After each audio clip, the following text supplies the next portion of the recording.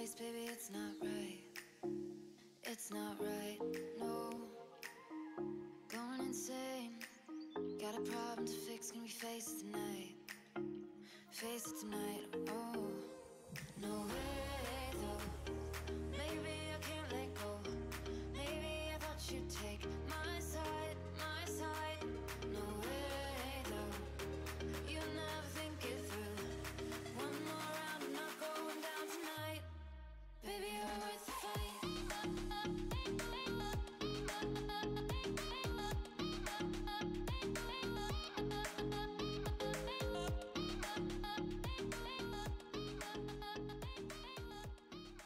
Je vais vous expliquer un petit peu comment est Jean. Donc Jean va beaucoup mieux avec le traitement cortico. Donc là, je dois faire 3 jours en réduction de dose jusqu'à arrêter les doses. Donc ça s'arrête le 30 janvier 2021.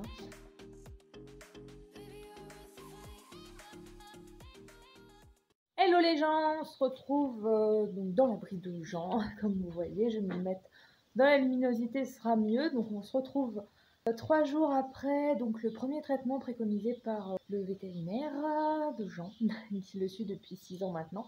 Donc en gros, si vous avez suivi un petit peu toutes mes vidéos que je vous glisserai dans les petits qui vont s'afficher en haut de la vidéo, jusqu'à maintenant, désolé pour la luminosité, Jean a été mis sous traitement pour la diarrhée, donc j'ai commencé par le mettre sous Levacarb, ensuite je l'ai mis sous Proferm, je l'ai remis sous Levacarb parce que la diarrhée était revenue. Ensuite on l'a mis sous Equimash Booster. Si vous avez suivi la dernière vidéo où je vous faisais un petit peu ma routine du soir, voilà, il avait été mis sous Equimash Booster, ça avait plutôt bien fonctionné. Sauf que l'Equimash Booster, on l'a arrêté, donc il a été remis sous Levacarb, et sous Levacarb, sa diarrhée ne s'est malheureusement pas arrêté. Donc du coup, avec le vétérinaire, on l'a mis sous post-acte process. Post-acte process, ça commence à un peu mieux, mais vers la fin du traitement, quand on est passé en dose d'entretien, la diarrhée est revenue encore plus forte et genre ça n'allait pas. Donc du coup, il a été convenu de le mettre sous cortico. Donc après ces 3 jours de cortico, moi j'ai rappelé de mon côté le vétérinaire qui m'a conseillé de le mettre encore 6 jours de plus sous cortico, donc ce qui a été fait. Et entre-temps de faire un test de sédimentation et de le mettre sous cure de psyllium, donc ce qui a aussi été fait. Donc pour la cure de psyllium, je l'ai mis directement après avoir reçu les produits, et il était encore sous cortico du jeudi, du vendredi et du samedi. Et donc du coup là on se retrouve, on est mardi, donc 3 jours après l'arrêt des corticoïdes, si mes souvenirs sont bons. Clairement, je vais vous montrer l'état des crottins de Jean. Jean, il a vraiment une forme et une pêche d'enfer. Ça fait longtemps que je n'ai pas vu en aussi bonne forme.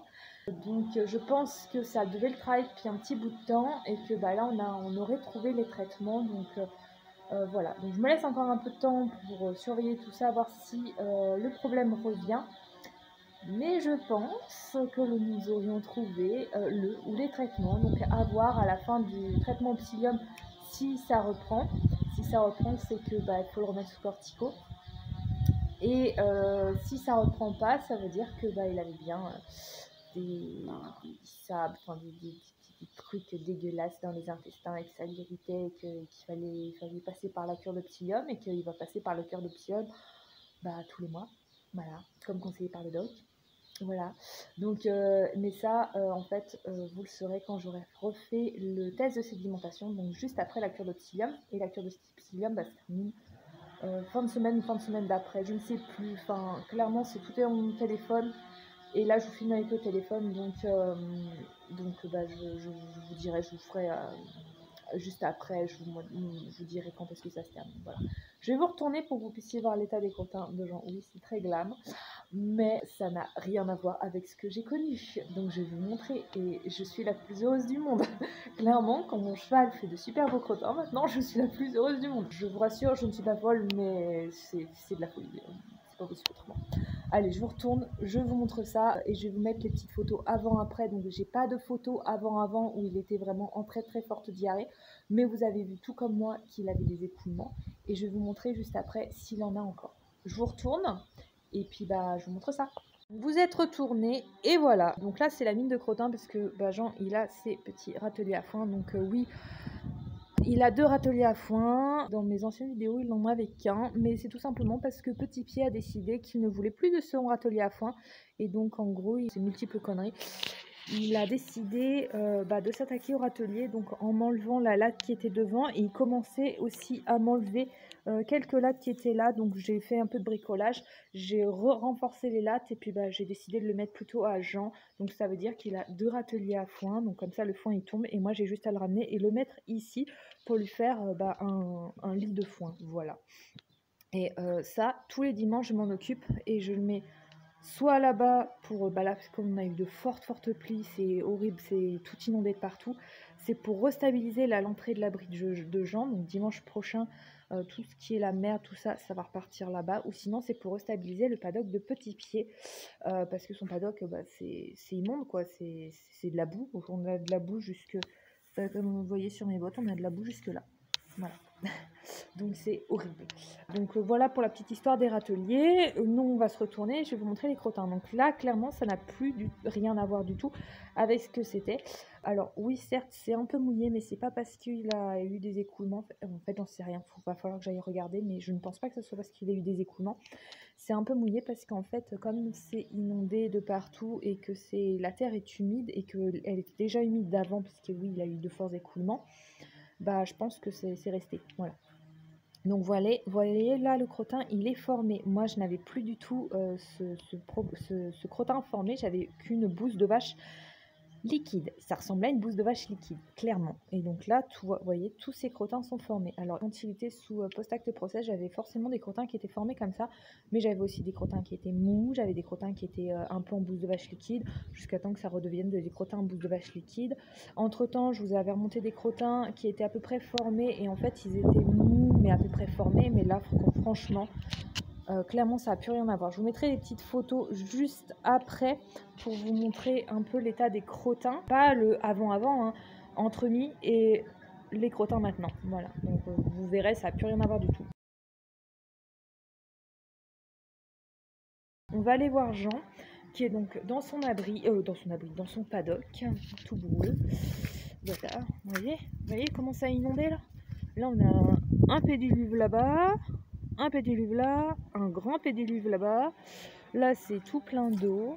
Là j'ai une mare énorme là-bas, donc c'est clairement pour me nettoyer les bottes. Donc maintenant je suis en bottes, hein. Je suis même plus en petites chaussures de montagne. Et clairement d'ici je vois direct. C'est moi. Il y en a peut-être eu un petit peu, je sais pas si vous verrez, ouais, un tout petit peu, c'est juste un petit filet hein, quand il fait crottin. Mais sinon, j'ai pas d'écoulement. La pâte, elle est nickel chrome, elle est pas toute pleine d'eau, de flotte, de tout ce que vous voulez. Il n'y a rien de tout ça. Je suis contente. Clairement, les traitements, ils ont fonctionné. Ils fonctionnent. Donc, on va voir pour les corticaux, parce que d'habitude, les corticaux, quand on les arrête, je me souviens, ça remonte, hein, les diarrhées qu'il a, c'est depuis fin d'année dernière. Et en fait, depuis fin d'année dernière, il a aussi eu des problèmes respiratoires. Il a fallu le mettre sous cortico. Et j'avais dû le mettre une semaine sous cortico. Et une semaine après, il allait beaucoup mieux et tout. Et les diarrhées ont malheureusement repris entre-temps. Donc, je ne sais pas si... Et en plus, je ne sais pas si on n'avait pas fait la cure de Kimage Booster où il y a du psyllium dedans. Donc, clairement, je ne sais pas. Donc, on va voir si c'est le psyllium qui a agi comme ça, qui a dégagé tout ce qu'il y avait à dégager et du coup maintenant l'intestin n'est plus irrité, ou si c'est les corticaux qui agissent encore. Je pense qu'il y a peut-être un peu des deux, j'en sais rien, clairement je sais pas, je suis pas véto, donc à voir. Et puis je vous tiens au courant de tout ça. Je vais vous retourner, je vais vous parler. Donc je disais à voir au fil de l'eau, au fil de l'évolution, si ces problèmes d'écoulement, de diarrhée reviennent après la cure de psyllium, ou après une fois que l'effet des corticos seront diffusés. Mais je pense que l'effet des corticos, il n'y en a plus là, clairement. Donc à voir. Je vous tiens au courant dans tous les cas. Et quant à moi, je vous fais plein de gros bisous. Et puis je vous dis à très vite. Et moi, je vais aller m'occuper de ma grosse patate qui est là. Et je vais aller ramasser les crottins. Et je suis en train de prendre la pluie. C'est génial. Voilà. Allez, bisous à tous.